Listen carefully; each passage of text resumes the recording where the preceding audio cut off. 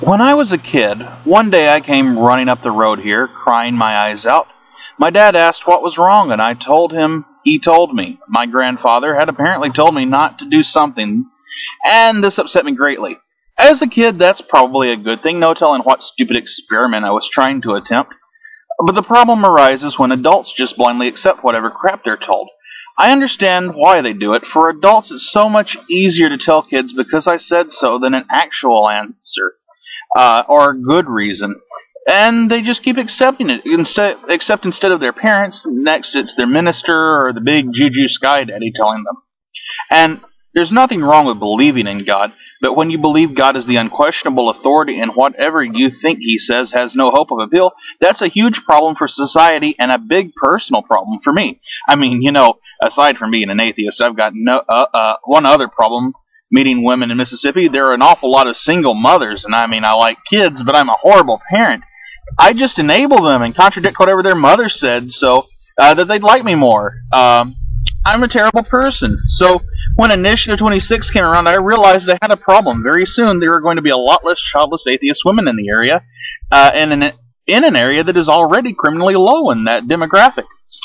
Okay, I'm being facetious about a lot of that so far, but my real concern is a problem posed by Initiative 26. It's massive. It's so massive because Mississippi is already hugely impoverished, and it's going to increase the poverty in the state. Poor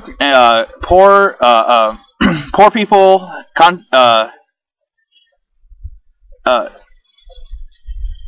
contraception and birth control will lead to a decrease in crime, poverty, and STDs. The reason Mississippians can't get ahead isn't a lack of opportunity, believe it or not. It's a lack of stability. I think this is a terrible problem because there's no reason we should be any worse off than any other state.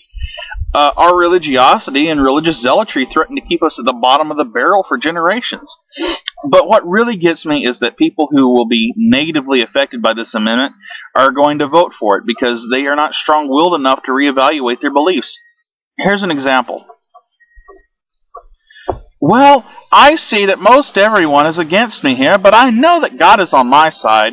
It's an easy choice as far as who I want to be standing with on any issue. God or the world. Most certainly God. If my daughter were raped, I would never condone the killing of a life growing inside of her, because as I have said before, the rapist nor my daughter would have made that life. God would have. As far as her seeing the child and seeing the rapist in her mind, I pray that she has a relationship with God that allows her to see God in all innocent children. As far as pro-choice is choice to murder, so you are saying that it is okay to murder.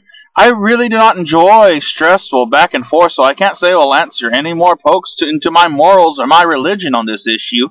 But I am quite tired of hearing the same, I am absolutely pro-life, but fill in the blank.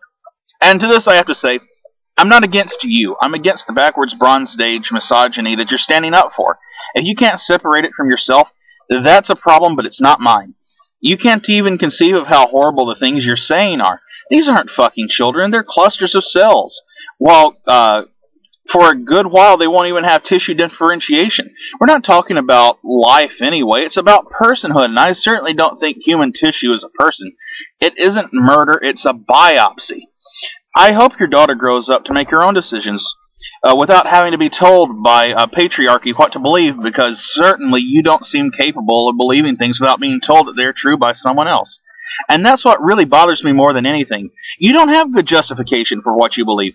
You just believe things because you're told to. If you were to examine your beliefs from an empirical scientific perspective, I have no doubt you'd come to reevaluate some of what you believe. But as it stands, you and people like you would rather torment countless innocents with the burden of a 9-month pregnancy because you can't possibly conceive that he told me isn't a good enough reason for some... Thanks, Lucy.